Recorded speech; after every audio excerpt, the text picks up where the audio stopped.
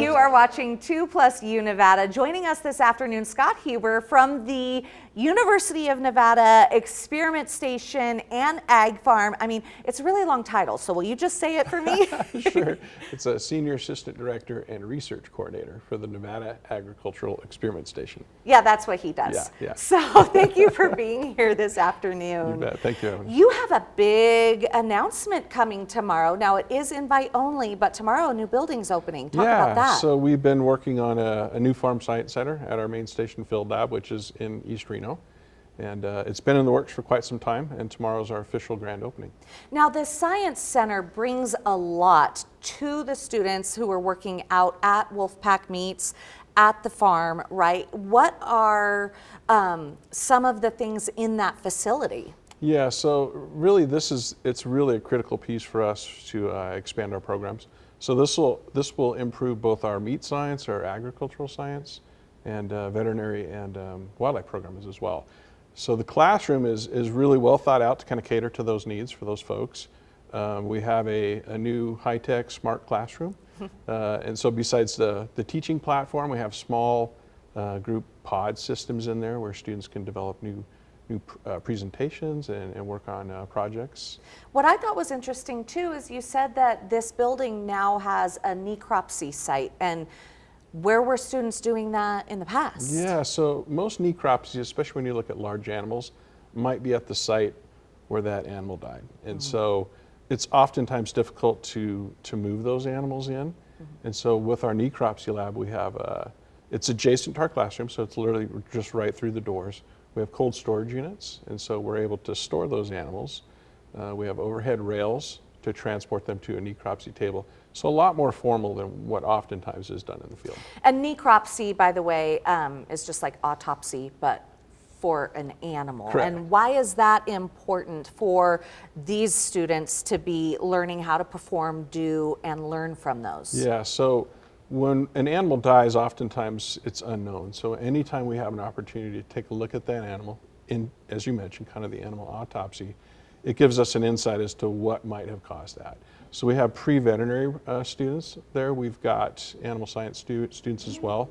So having that hands-on ability to see what's going on during this necropsy, to assist in some cases with our professors as well.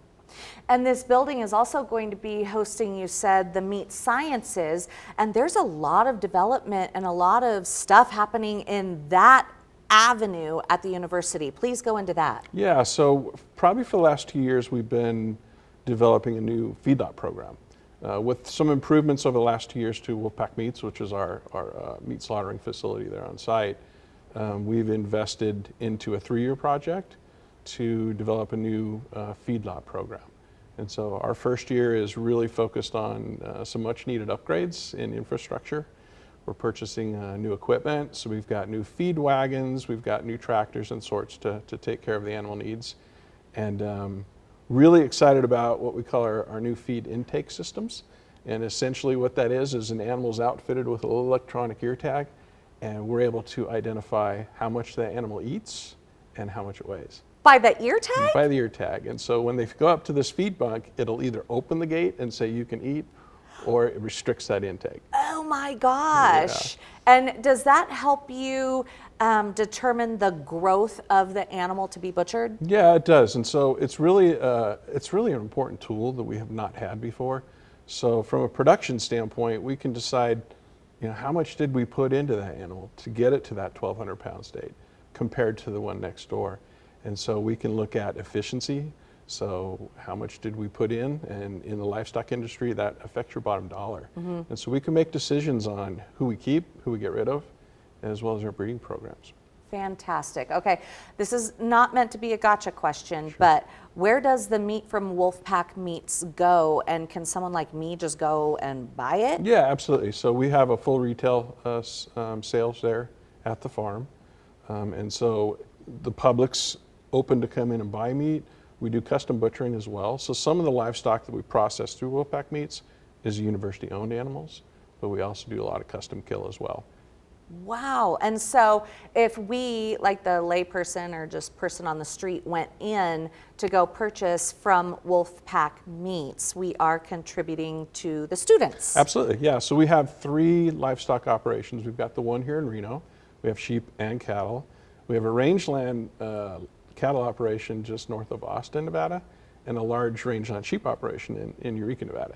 So we're sourcing those animals from those locations to this new feedlot program and providing greater ability for our researchers as well as throughput in Wolfpack Meats. Thank you so much for joining us this Absolutely. afternoon. We're so excited for everything new that's happening lots just of good down the stuff. street from us. Just down the street, we're excited. Well, thank you for being here. You're watching 2+U Nevada.